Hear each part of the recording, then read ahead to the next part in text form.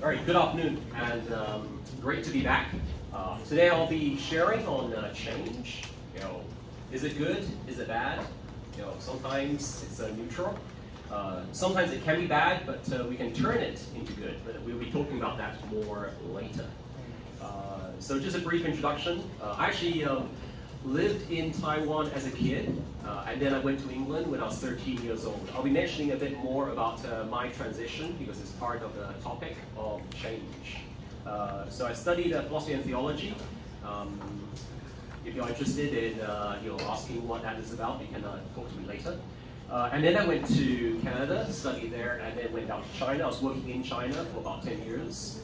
My friend and I, we started what's called a educational social enterprise. Basically, it's a business that provides education, and we worked both in the cities, kind of like made money off rich kids, to then be able to afford to run camps in the countryside for poorer kids and minorities.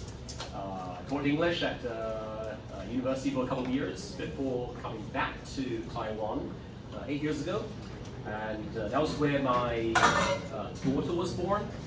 So she was born not too far from here at the Chongden Hospital, and my son was born a year ago. Yeah, so I have 2 kids and 1 wife. So let's talk about different types of change that we might experience. As a human being, we experience change. Actually, in order for us to live, we have to change. So, firstly, there's the physical changes. Obviously, you go from being a baby to being a child, adolescent, and into your 18, 19, 20s. You've experienced a lot of change already in terms of what you're able to do, what you're not able to do. It's amazing. You're looking at a little kid, going from not being able to do anything to being able to crawl, to being able to walk, to being able to run, and do many other things. But then there's the gradual, once you pass your 20s, the reality of aging. So I certainly know that myself. I'm not able to do what I was able to do when I was 20 years old. I used to try doing 2-finger press-ups. I don't know whether any of you have tried doing that. So when I was in my 20s, I wanted to be like Bruce Lee. So I tried doing a 1-finger press-up once. Yeah, I almost broke my thumb. Yeah, not a good idea. Now I definitely would not try doing something like that. Because there's change in health and fitness. Once I passed 40, then definitely energy levels start going down. There's emotional changes. You might change your mood like several times in a day. Depending on who you are. But also, coping with loss in your life as well. Some of you may have lost a loved one, maybe a relative, maybe even a parent, and that introduced considerable change, emotional change in your life, and try to deal with that. For my daughter, it was the death of her hamster. So it happened about 2 years ago, and she still cries over her hamster from time to time. So emotional changes that we have to deal with throughout life. There's a social change. So making and losing friendships. Sometimes you might be best friends with someone, but then a couple of years later you don't talk to them anymore. There's a marriage, which brings a huge change into your life, which many of you will be experiencing at some stage. Just make sure you marry the right person, okay? So it's not a talk on marriage, but my tip is if you marry the right person, then you have already 50% chance of success. The other 50%, I think, is what you actually do in your relationship. Parenthood also brings about probably even greater change than a marriage, certainly my experience as well. It was just the 2 of us, me and my wife, we continued like, when we were dating. But as soon as we started having kids, goodness, everything's different. Then there's a change of retirement, which at some stage probably you will have to experience. Career change, starting a new job, could mean moving to a new place. A promotion can also be difficult at times, more responsibility. Career shifts, sometimes you might have to change to a different career because you realize that actually you're not suitable for the one before. Unemployment, that's a big change. It can be very hard at times. And of course, retirement as well. There's locational changes, moving homes. Probably most of us have experienced some kind of moving, in terms of where we live, come to university. Migration, how many of you are from another country? How many of you migrated, came to Taiwan? Okay, 4, 5, 5 or 6 of you. All right, so I'm sure for you, then you really know what it means, to have to adjust to a completely different culture. Maybe not completely different, but certainly quite different. And I'll be talking about sort of cultural transition, culture shock in sort of like a big part. And there's financial changes, variations in income. When you earn more, and if you maybe don't earn quite so much, you have to make changes in your life. Dealing with debt, for some, then come to university might mean having to take out money, and so you have to try and pay that back. Or if you buy a car, or a house, then that could bring quite considerable change. And financial planning for the future. Planning for when you have kids or when you retire. All right, also there's technological changes. Learn new types of technology. I was very slow in starting to use a smartphone. I continued to use a dumb phone for quite a number of years until I finally realized that actually smartphones can be helpful.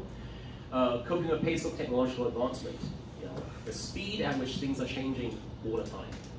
New apps, new technology every couple of years. Health changes, illness or disabilities that we might have to deal with at different stages, or adjusting to new dietary or physical needs. And maybe because of, I have a few friends who, they have to drastically change their diet. Why? Because they're diagnosed with very high blood pressure or very high, cholesterol level. My best friend, he only now eats 1 meal a day. Why? Because it's a diet in which you rest for 23 hours. You rest your stomach, and then you only eat for 1 hour. It's like he can eat anything that he wants, and as much as he wants for that 1 hour. The rest of the time, he doesn't eat anything. And he says his health is now much better than it was, ever before. So, maybe you might try that. I didn't. All right, so this is a quotation from the Bible. It was written about 3,000 years ago by King Solomon, who is considered to be one of the wisest kings that ever lived. For everything there's a season, a time for every activity under heaven. A time to be born and a time to die. A time to plant and a time to harvest. A time to kill and a time to heal. A time to tear down and a time to build up. A time to cry and a time to laugh. A time to grieve and a time to dance. A time for war and a time for peace. A time to scatter stones and a time to gather stones. A time to embrace and a time to turn away. A time to search and a time to quit searching. A time to keep and a time to throw away. A time to tear and a time to mend. A time to be quiet and a time to speak. A time to love and a time to hate. A time for war and a time for peace. So King Solomon is talking about change. In a sense, then change will happen, and different seasons introduce different changes. And in a sense, then, we just have to change. It's part of life. So, living in an era of change. Now, I think the 21st century probably is a period in human history where we have to experience rapid change at a pace much faster than any other time in history. Things are changing quicker now than they ever were before. Maybe due to technological advancements, led to faster communication and increased information dissemination. For example, when I was a kid, when I was in elementary school, then when we wrote, when we communicated, oftentimes it was by letter. So I went to England when I was 13 years old, and how did I communicate with my friends in Taiwan? Writing letters. Anyone know what a letter is? Anyone written a letter before? Okay, yeah. Anyway, it's something that usually you use your hand and a pencil or a pen, and then you write, and then you so put it in an envelope and then you put a stamp on it. Yeah, anyone know what stamps are? Okay, so I would write a letter and then mail it from England to Taiwan. It would take 7 days to reach my friend in Taiwan, and then they would read it and reply. And even if they replied immediately, it would take another 7 days to get back to England. So there's at least 14 days between when I wrote the letter and when I get a reply. Now how long does it take? Like, Line, WhatsApp, right? Facebook Messenger, it takes like a few seconds.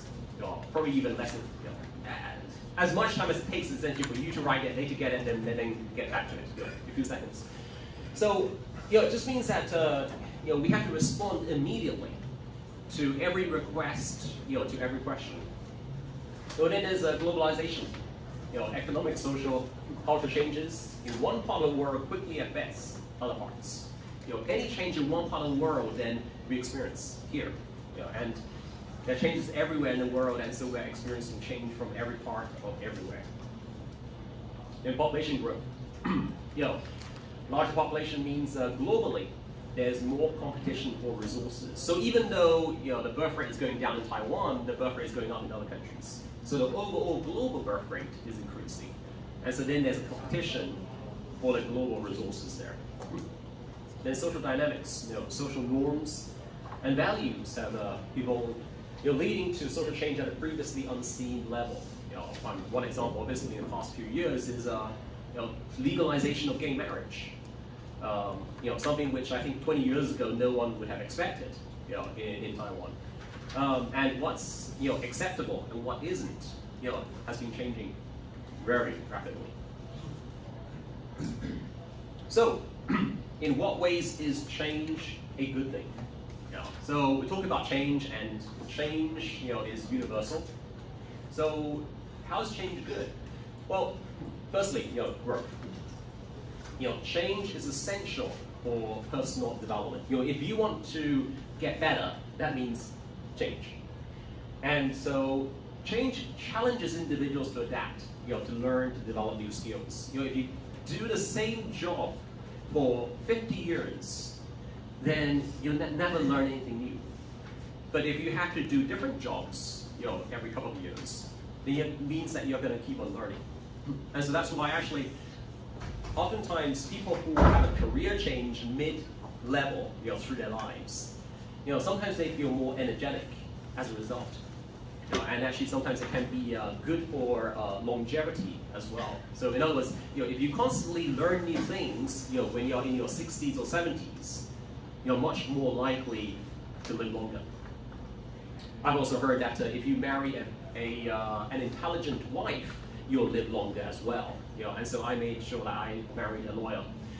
Then there's resilience. Facing change can build resilience. It can help you, develop, patience and perseverance. The ability to endure stress. Helping people to become more capable of dealing with future challenges. If you experience change and you can adapt to change at a younger age, then as you get older, you can also face change that will inevitably happen. And then opportunities.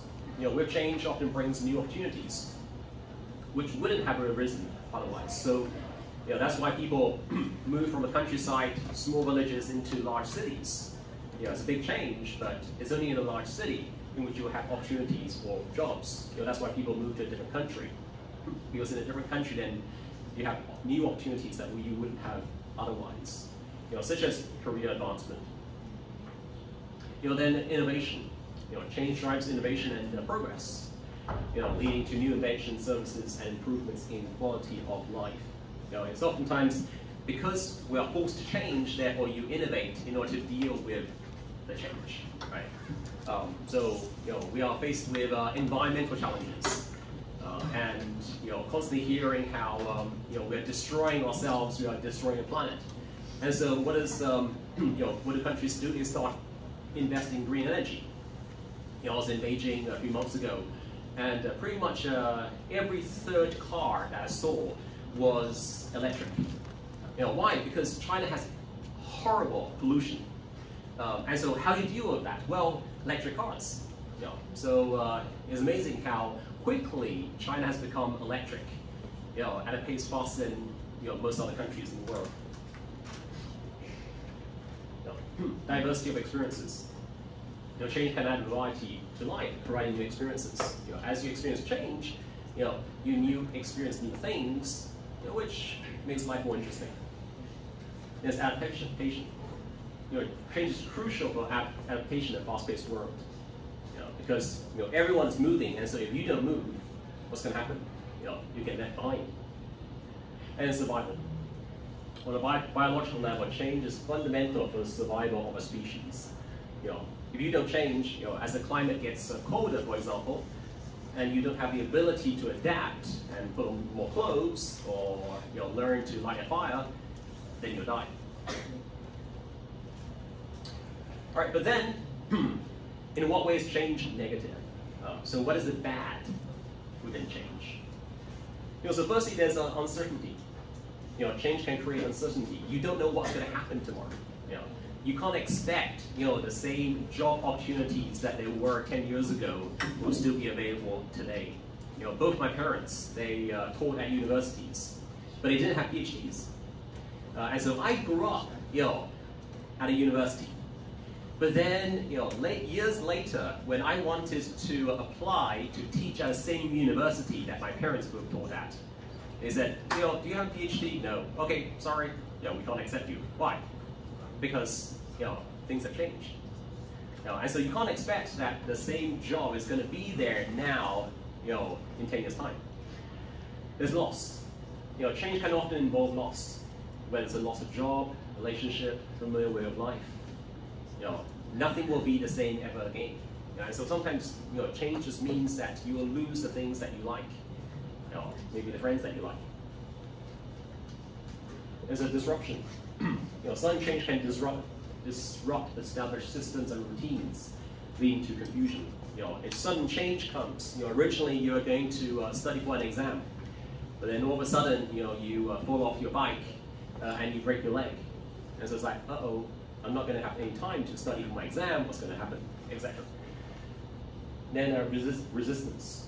People, organizations often resist change due to fear of the unknown, potentially leading to conflict. If you want to try and bring change to an organization or to a nation, there are going to be the people who say, no, we don't want to change. Why? Because they are afraid of change. And so then you have the conflict between the traditional conservatives and the progressives. You see that in Taiwan, you see it especially in America today. There's cost. Change can be costly, requiring investment of time, resources, and energy to adapt to new circumstances. So, even though we know that fossil fuels will run out one day, and burning coal or gas, etc., still, it does create a lot of pollution, but nevertheless, it can be very costly to change to maybe solar power. And obsolescence. So technological and societal changes can render certain skills, industries, and products obsolete. So in other words, as things change, like when I was at university, then everyone used a Nokia cell phone. Could I ask, how many of you have a Nokia cell phone? Anyone? One person, two people. Okay, yeah. Like, when I was at university, everyone had one. But now hardly anyone does. Why? Because they're being replaced by iPhones mainly. And so, that's what happens. Your skills become obsolete. Technology becomes obsolete. Like TCL. Hardly anyone uses TCL these days. Then cultural erosion. Some changes can lead to the erosion of cultural practices, languages, and traditions. And so, for example, the Aboriginal peoples of Taiwan, many of them, they don't speak their language that the ancestors speak. Many of them, they only speak Mandarin Chinese. Why? Because they don't really use it. many Chinese who go to America, they stop being able to use Chinese or Cantonese. Why? Because, well, it's not very needed.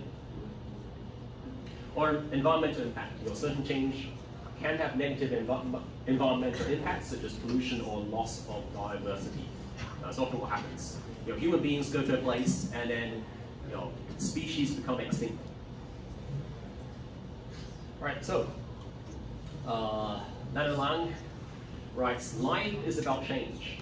Sometimes it's painful, sometimes it's beautiful, but most of the time, it's both. So is change good? Is change bad? Well, oftentimes, it's both.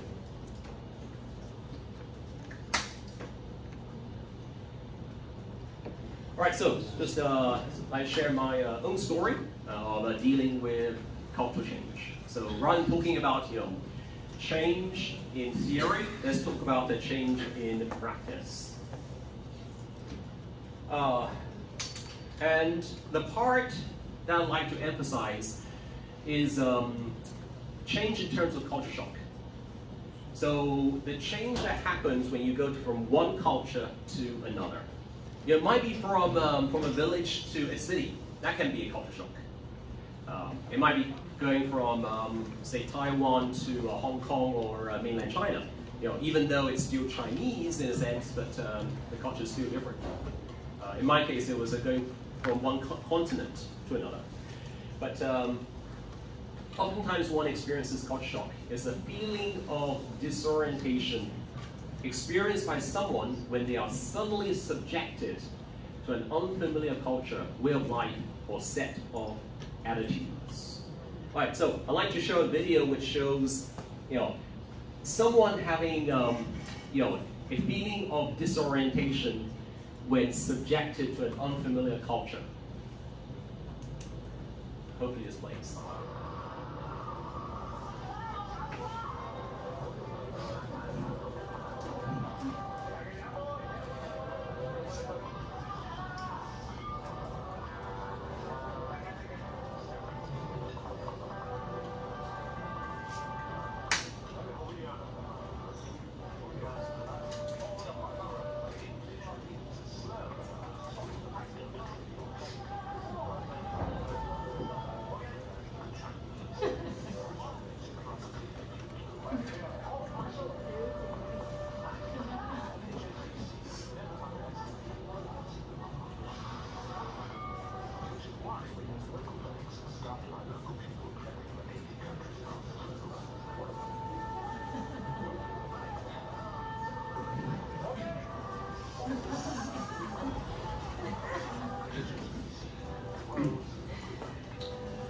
Okay, so what's happening there is two different cultures. There's an English culture in which the idea is that you should try and finish the food that's on the plate, because that shows that you appreciate it. You've enjoyed your food. So if possible, if you go to England, then do try to finish the food that's on your plate. Unless it's terrible or you're completely full, right? So that was what the English gentleman he was trying to do. He was trying to be polite by finishing the dish. But what's Chinese culture? Chinese culture, you try to give them more food, right? Because if you don't give them enough food, then it's very impolite. And so you give them more food than they can possibly eat, to show your generosity, and the hospitality. And so there's a bit of a cultural conflict there. So anyway, that's why you need people who understand cultures, like HSBC. All right. So, 5 stages of culture shock. I think all of you have been reading about this, right? Okay, so I won't have to go into any detail. So, honeymoon stage, frustration, adjustment stage, acceptance, and reverse culture shock. You're probably familiar with this drawing. Okay, so I won't need to explain, but I'll just share my experience. So, who's that? Recognize him? No. You don't recognize him? That's me. Okay, so that was when I was in Taiwan as a kid.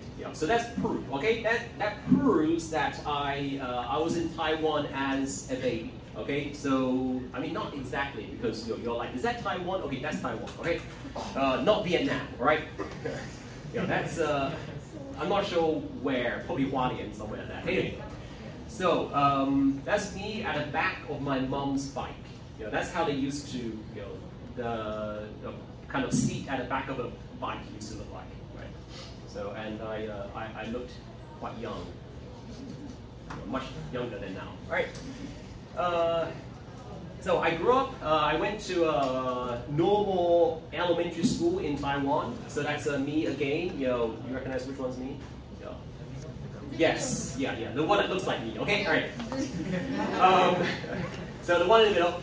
So those were my friends, and I was probably about 12 years old at that time. At that time, if you'd asked me, so Andrew, are you English or are you Chinese or are you Taiwanese? My answer would have been, I'm English.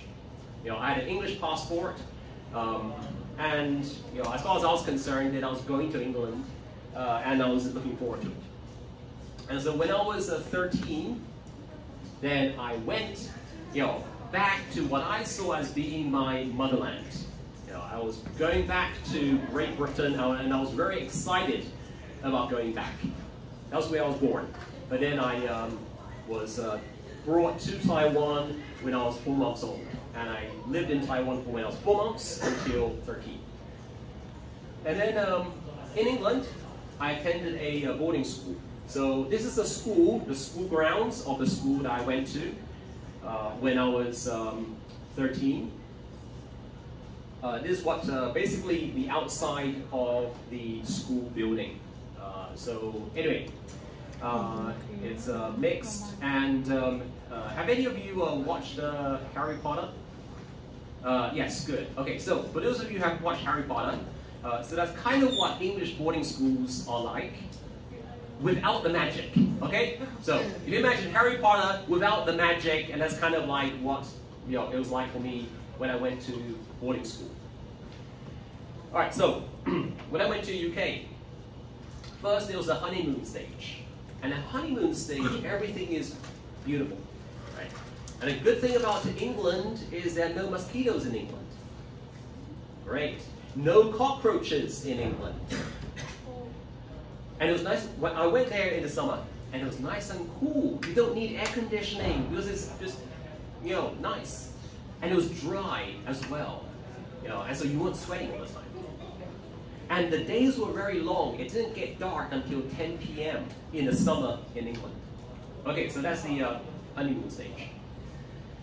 But then pretty soon, after a few months, I hit the frustration stage. When, in October, in November in England, it's cold, it's wet, the days are short, and it starts getting dark at 3 o'clock in the afternoon. And the food is horrible, and there was a lot of bullying as well at the school, and there was a big difference between cultures, between English culture and Taiwanese culture.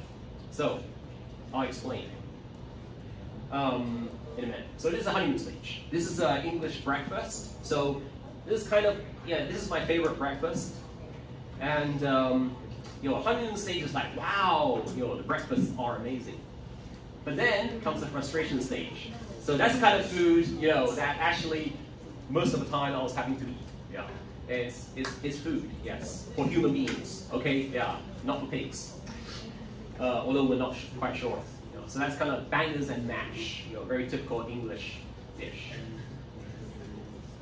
Okay, so this is a cultural difference. So in Taiwan, then if you study hard and you do well, then you're called what? A 学霸, right? How about in England? If you study hard and you do well in exams, you're called a nerd. All right. And people make fun of you. So, when I was in Taiwan, I tried to study hard in order to try and do well, in order to be a 学霸, in order to be cool. But then I get to England and people are like, you're just like your brother. Yeah. You know, you Chinese, all you can do is study. Okay, fine. And so then there's the adjustment stage. Adjustment stage, you start coping with the bullying. Yeah. So the bullying is like older kids who come up to you, and for no reason whatsoever, they'll punch you. Yeah. And you're like, ow! What's that for? Nothing, just for fun. And you're like, how is that fun? Okay. But then after a while you realize that actually it is fun. Why? Because they don't hit you because they don't like you. They hit you because they like hitting you. Alright? So how do you cope with that? Well, easy. You know, after a while you get stronger, right? More resistant. And so after a while then when they hit you, it doesn't actually hurt much. And so then they hit you and they have the enjoyment of hitting you, and you have the enjoyment of not, you know, of giving them enjoyment. See what I mean? So like, wow, I'm having great fun hitting you. And like, wow, great, yeah, I'm so glad that you are having fun hitting me. You know, if you're happy, then I'm happy. Kind of. Anyway, so, sorry. English people are weird, especially when I was a kid, okay? So, if you don't quite understand that, don't worry, yeah. Another way of adjusting to the UK is to eat more dessert. Why? Because most all the food in England is terrible, but the desserts are good. Right? So you just eat more dessert, and that makes up for the horrible food otherwise. And then number 4 is the acceptance stage. You know, so in England, people, whenever the sun comes out, what do people do? They worship the sun. Right? They go in. They you know, take, you know, if they are guys, then they basically, you know, just strip their tops off. Girls, then oftentimes they wear like a bikini. You know, whenever the sun comes out in the summer, they're always there lying on the ground, you know, having as much sun as they possibly can. So that's kind of strange for a Taiwanese, right? You know, what do girls do when the sun comes out in Taiwan? They take out an umbrella. You know, that's like crazy for an English person. Okay, so. But then, you know, I began to adjust, and so I did the same thing. I'm like, yeah, I want to be as dark as I possibly can. So whenever the sun comes out, I'm there lying on the ground, you know, trying to get dark. Yeah. You know, dress smart, talk politely about the weather, because you know that's what basically English people like doing. They spend all their time talking politely about the weather. It's like, wow, it's kind of cloudy today, right? Yeah, that's right. Now, I wonder when the sun's going to come out. Oh, I've heard it's going to be bad weather for the next 7 days. Oh, that's so bad, yeah. Well, you know, I'm planning on taking a trip to Spain. Wow, that's so cool. The sun, I mean, it's so sunny in Spain. Yes, basically you can spend like 20 minutes talking about just the weather. You know, and that's basically what most people talk about. All right, then I went to Canada. That's Vancouver, where I lived for 4 years. And then again, you know, in Vancouver, there's a honeymoon stage, you know, beautiful scenery, and the people are friendly. More friendly in Canada than in England. But at number 2, there's a frustration stage. You know, I realized that friendliness was very superficial. You know, people were just like, hi, how you doing? You know, but you know, actually that's just being friendly. And even though people might give you a hug, they don't even know your name, right? So it's kind of strange. It's like, wow, so good to see you. Oh, what's your name again? Okay. You know, long distances. You know, to buy anything, you have to like drive a car for like 20 minutes. You know, to buy most things that you need. It's crazy. Like here, it's a 7-Eleven, like within walking like 2 minutes. Okay, then there's the adjustment stage. You know, so in Canada, the desserts are even better in Canada, right, than in England. You know, so you know, if you want to cheer yourself up, you know, just go to a dessert party. There are these parties in which there's all dessert. There's like maybe like 30 different kinds of dessert, and so you know, good way to get that. And also learn to drive as well. Then you can get to places. And then finally, the acceptance stage. You know, I learned to ski, and I learned to go on long jogs, and to eat healthily. So apart from dessert. So sometimes, you know, you can't eat too much. All right. So some people are better at dealing with change than others. And it depends, like part of it is personality traits. So some people who have resilience, they are able to deal with stress. Optimism, they see the bright side. And openness to experience. They are open to change, essentially, can make individuals more amenable to change. Then there's life experience. Those who have successfully navigated change in the past may see changes as opportunities rather than threats. So if you successfully being able to make one transition, then that helps you to then make the next transition later on. So it's a good idea to experience more change when you're younger, because then you get used to being able to overcome the challenge of changes. And so then when you're older, you're like, yeah, no big deal. Then support systems. Having a strong network of friends, family, colleagues provides emotional support and practical help during times of change. So we all have to go through change, growing up, etc. But if you have like family and friends who can help you through it, that enables you to be able to see it as being a positive thing. Then there's the resources, access to resources, financial, educational, societal, can provide a buffer against negative impacts of change. So obviously, if you have the resources, you can deal with change more easily. If you have the financial ability to be able to like escape off into outer space, then you aren't so worried about the world coming to an end. That's an extreme example. Then information. Being well informed about the nature of change can reduce uncertainty and make it easier to navigate. So the more you know what to expect, the better you can prepare for it. And then there's a sense of control. Being a sense of control or being able to influence outcomes can make change more tolerable and less intimidating. So again, preparing for something, knowing the facts, then helps you to be able to have a sense of control in order that then you are in a driver's seat, rather than everything being determined for you. Charles Darwin, he wrote, "It is not the strongest of the species that survive, nor the most intelligent, but the one most responsive to change." So really, end of the day, why was it that the dinosaurs, who were the most powerful animals on the planet, they became extinct? It's not the most powerful or strong, but because they were not able to adapt to the change. Same for us human beings as well. All right, another change. I then went from Canada to China. So I went to Beijing for 8 years for work. And then in China, I also went through the 4 stages. So there's like the honeymoon stage, different Chinese cuisines. So that's one good thing about China, especially like Beijing or Shanghai. You have so many different kinds of cuisine, from all different parts of the country. Then also there's like really cheap, nice massages and historic sites. So certainly there were things which I really enjoyed at first. Then number 2, there's the frustration stage. In China, at that time, not so much now. People are spitting on the ground everywhere, peeing and pooping. I mean, like little kids. There's one kid. I was in a department store, indoors, right?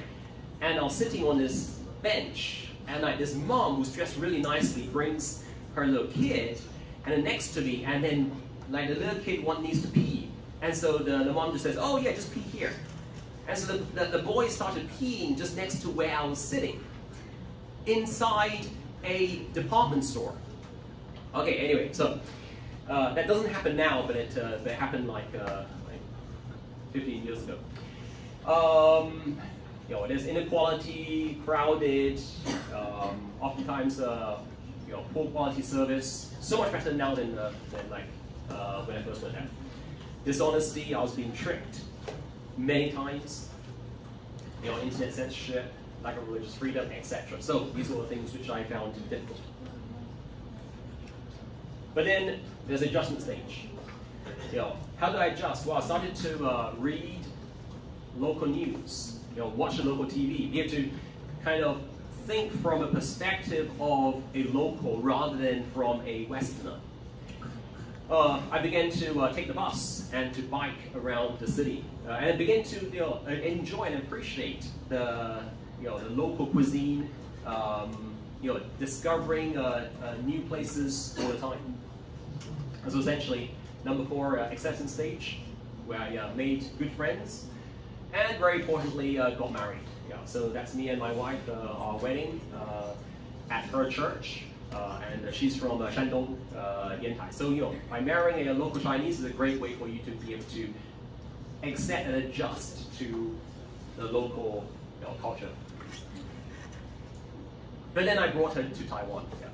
So we came back to Taiwan in 2014, and at that point, then I started to go through the process in order to get my Taiwanese ID card. A year later, I got it, and then 6 years later, my wife got it as well. So we are both now Taiwanese, officially. Even though you might not think I look Taiwanese, I am. Okay, I have a 身份证 to prove it. All right. Okay, so back to Taiwan again. Reverse culture shock. In Taiwan compared to China, fewer job opportunities. Cost of living is higher. Well, it was when I first came back 8 years ago, but now Beijing is much more expensive than Taiwan. Although one big difference about it is actually there's not so much compared to Beijing, but cost of living in Taiwan is much higher now, but the salaries have remained the same as when they were like 10, 20 years ago. That's a big difference. Right? So my dad was earning roughly the same kind of income that I'm now earning, like 30 years later. Things were so much cheaper then. I realized that in Taiwan that there are sidewalks in Taiwan, but the sidewalks are not for pedestrians. Have you realized that? They're for motorbikes.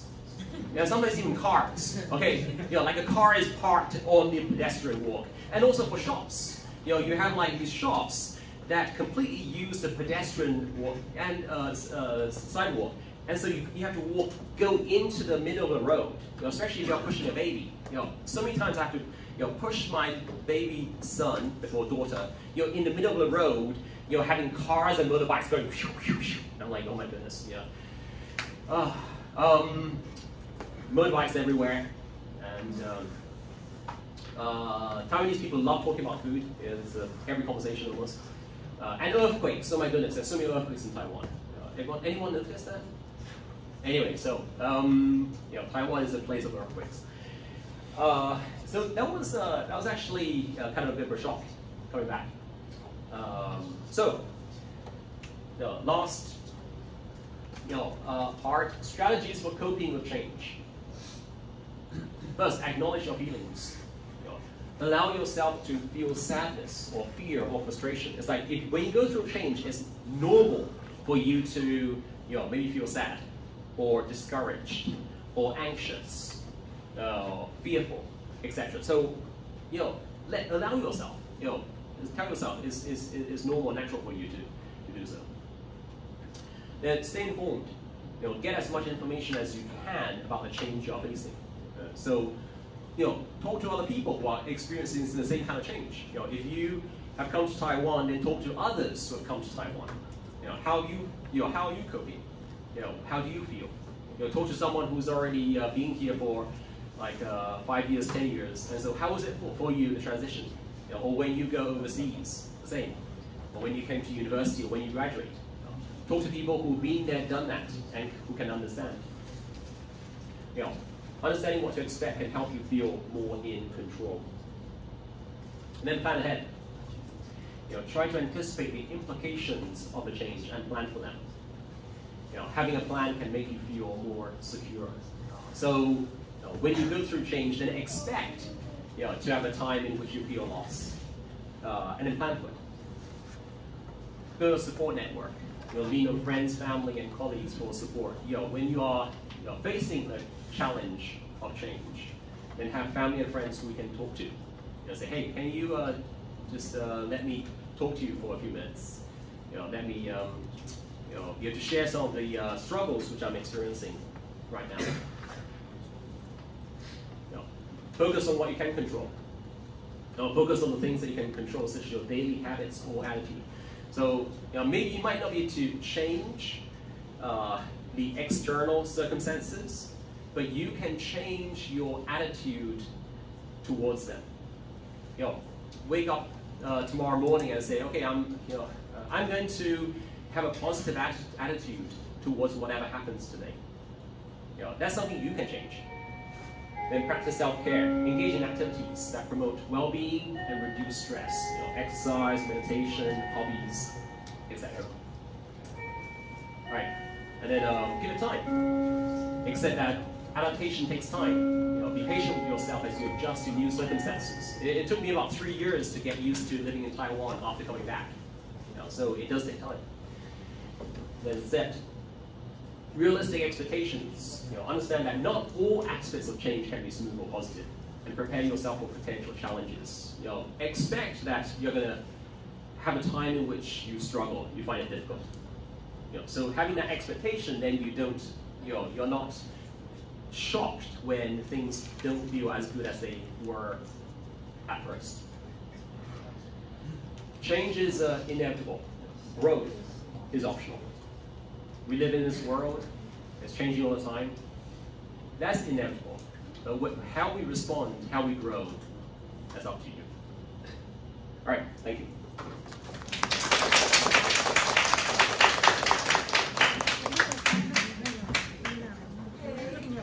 So let's take 10 minutes break. And each group, you have a worksheet, so you can brainstorm questions. So after break, maybe you can have additional 3 or 4 minutes. Think about questions to ask.